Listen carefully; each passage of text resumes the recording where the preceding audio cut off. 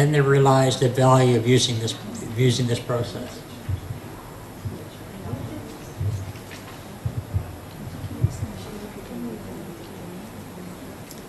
It encourages the development of teamwork and communication skills. Teamwork and communication skills are really important when students leave university. They're also important throughout their university life. But one of the key things that industry say is that students leaving university, they're great on their own, but when I put them in a team environment, they don't really function that well. They can't communicate that well. And what we're doing is we're putting them in this teamwork communication environment right from the first year they enter university. The teaching was far less stressful and more rewarding for the instructor. This is really important from your point of view.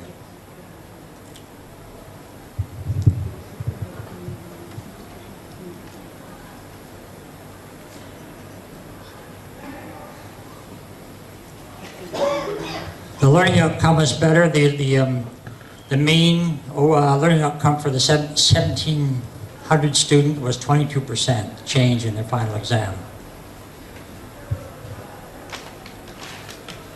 The students' overall attitude was much better, and again, within this environment, what we did was we eliminated the difficult student.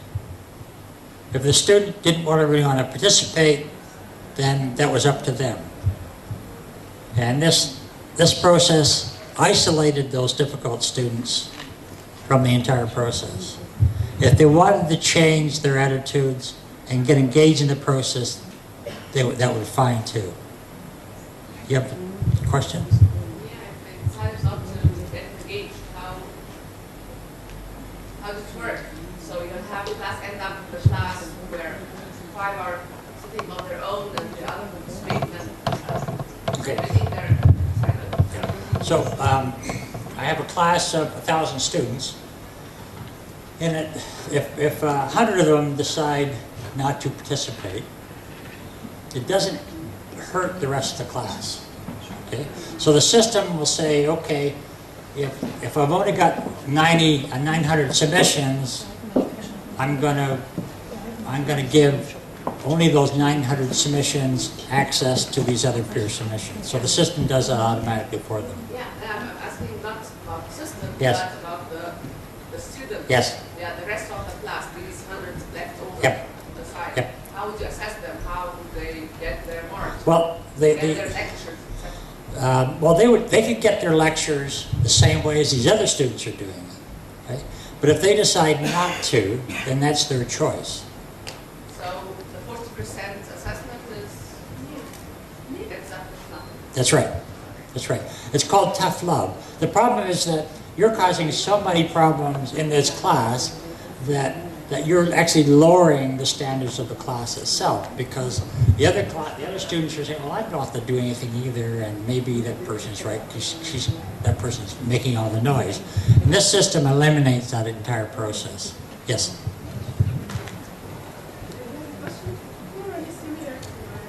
Yes. The what? The results. I know that a student with this way of learning will remain a student. But what about the C? Will he fail because he cannot cooperate and continue the system? Or was he promoted to a student, for example? For the C student, what's happening is the student... The results. The traditional way of teaching. Yes? A student remains a student. No. A student. You said this before. Yes, I did say that before. Okay. What about this system? Would a student remain a student? A C student be, for example, B or A? Yes. Or would he fail? Who failed? Yeah, the C student? The C. No. Well, because... Okay, let me show you this, the next slide then.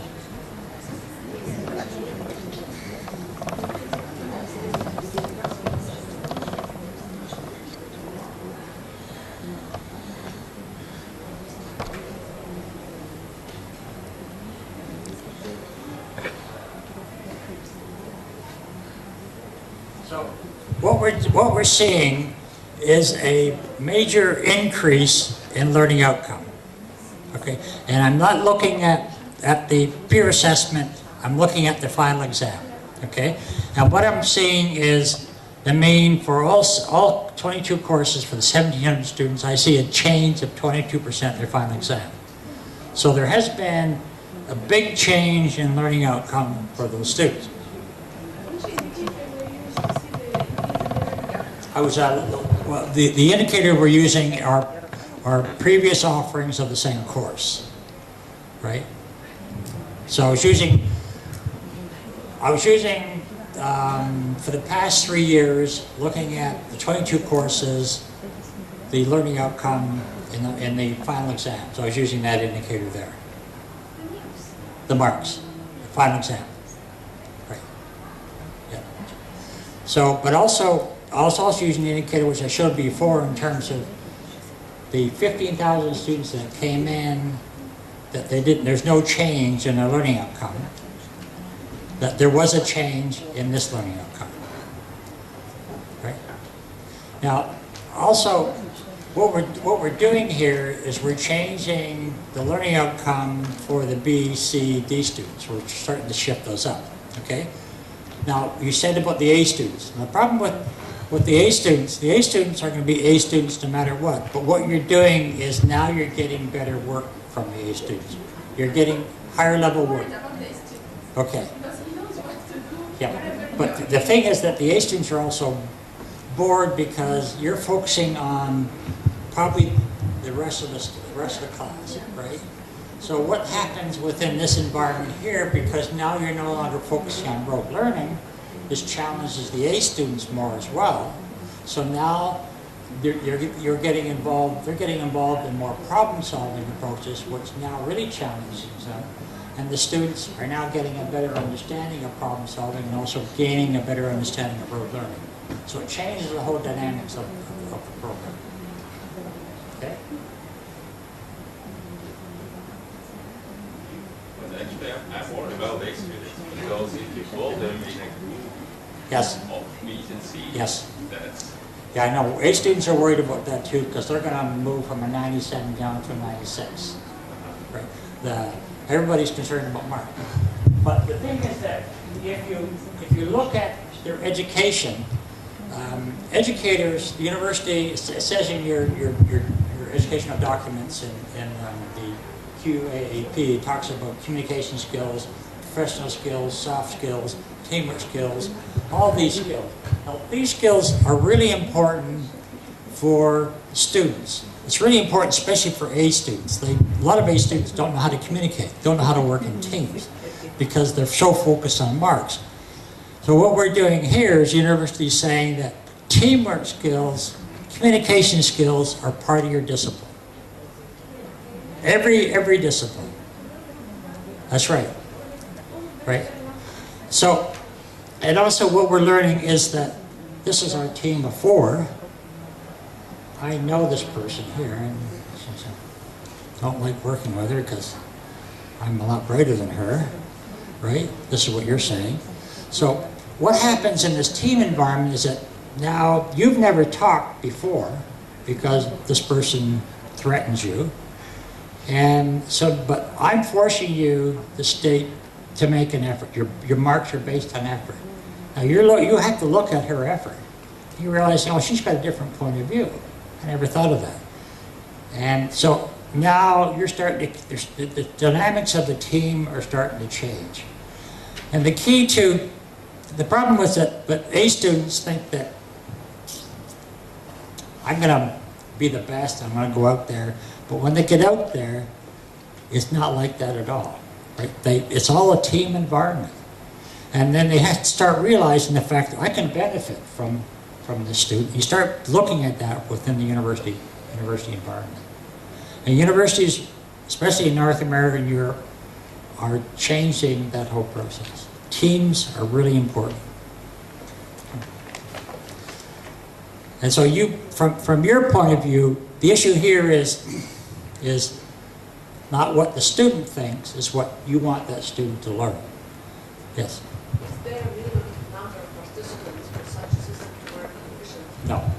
Well, I'm running it with, right now, with 3,000 students in a course. I have 7,000 students running it at one university. I've got it running with 6,000 students. So, The minimum, or the maximum. no, the minimum number is 1.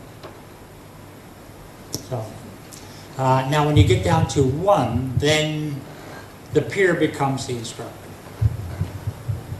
The students are not divided into groups, Yes. small groups, Uh, 20, something like that. no.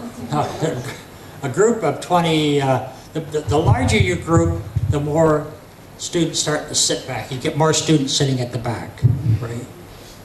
And the smaller the group, the research coming out of University of Toronto says a group size of 4. Now, the group size of 4 is perfect, right? And some faculty members say, well, I've got 400 students, so I only want 10 groups, right? So there's 40 students in a group, and nothing happens. I mean, so one person takes over, and the other 39 students do nothing.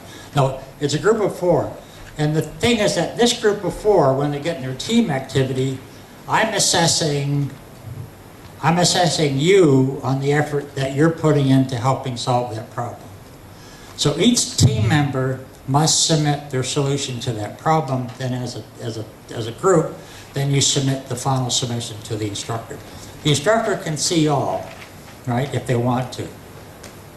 If they want to look at your submission, and you come to me and say, well, my team members only gave me 1 out of 5, the system will show you whether there's any value in your effort. But the system automatically does all that for you.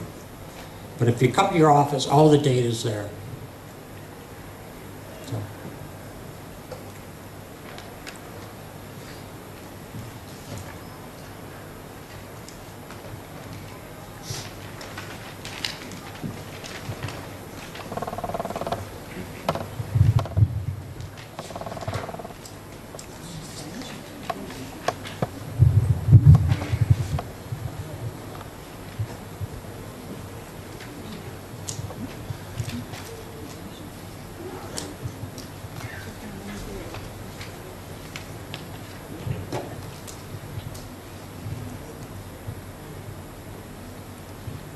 So this was comparing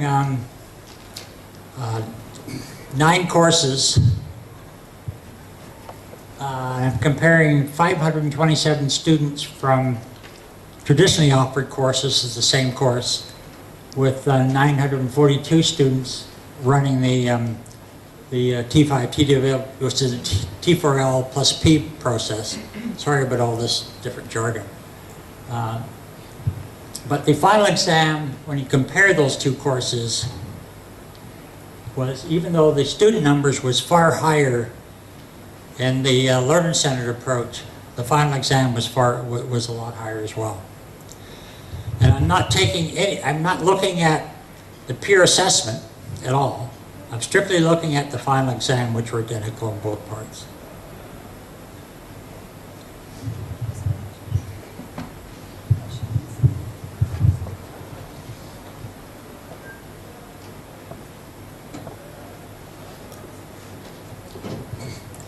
This is faculty load, student load.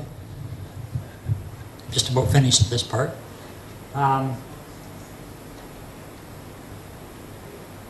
So the traditional method, you're putting a lot of work into your courses. And there's not much engagement by your students, for the bulk of your students. So you're doing a lot of preparation and midterms and final exams, and I used to have